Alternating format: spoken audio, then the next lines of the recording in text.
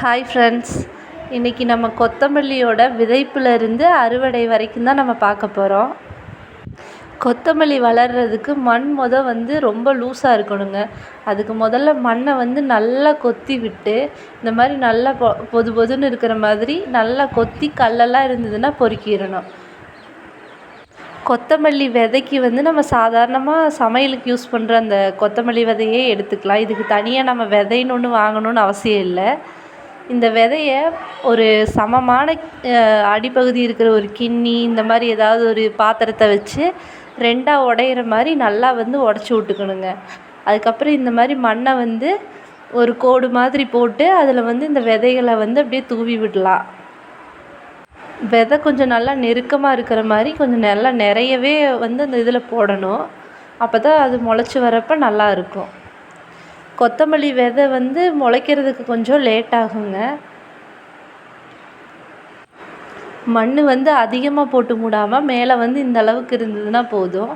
போட்டு மூடிட்டு அந்த ஈரப்பதம் எப்பயும் காயாமல் இருக்கணும். அது நல்லா முளைச்சி வர வரைக்கும் மண் காயக்கூடாது. எந்த அளவுக்கு நம்ம தண்ணி தெளித்து நல்லா ஈரமாக வச்சுக்கிறோமோ அந்த அளவுக்கு விதை நல்லா ஊறி சீக்கிரம் முளைக்கும். கொத்தமல்லி வளர்கிறதுக்கு நிறைய தண்ணியும் நல்லா வெயில் இருக்கிற இடத்துலையும் கூட போடலாங்க. வெயில் நல்லா இருந்ததுனாலே நல்லா வளரும். இதில் பூச்சி தாக்குதல் அப்படின்னு பெருசாக எதுவும் இருக்காது. இந்த புதினா, கொத்தமல்லி இதெல்லாம் பொறுத்த வரைக்கும் பெருசாக பூச்சி தாக்குதல்லாம் எதுவும் இருக்காதுங்க. கரெக்டாக விதை விதைச்சி 40லேருந்து 45 நாளில் இந்த அளவுக்கு செடி இந்தளவு சூப்பராக வந்துருங்க. பாருங்கள், இப்போ இந்த செடி எந்த அளவுக்கு வந்திருக்குன்னு.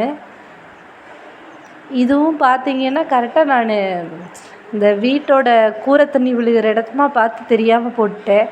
அதனால இது கொஞ்சம் டேமேஜ் ஆயிடுச்சு. ஆனால் இதுக்கு முன்னாடி போட்டதெல்லாம் செம்ம சூப்பராக வந்திருந்தது. இது பார்த்திங்கன்னா நாட்டு கொத்தமல்லி. முடிஞ்ச அளவுக்கு நம்ம ஹைப்ரிட் விதையை விட இந்த மாதிரி நாட்டு விதை போட்டோம்னா வாசம் சூப்பராக இருக்குங்க. அவ்வளோதாங்க. கொத்தமல்லி வளர்க்குறது ரொம்ப ரொம்ப ஈஸி தாங்க. இந்த வீடியோ உங்களுக்கு பிடிச்சிருக்குன்னா நம்ம சேனலுக்கு சப்போர்ட் பண்ணுங்கள். இந்த மாதிரி நிறைய கார்டனிங் சம்மந்தமான நிறைய வீடியோஸ் தினம் அப்லோட் பண்ணிகிட்ருக்கோம், பாருங்கள்.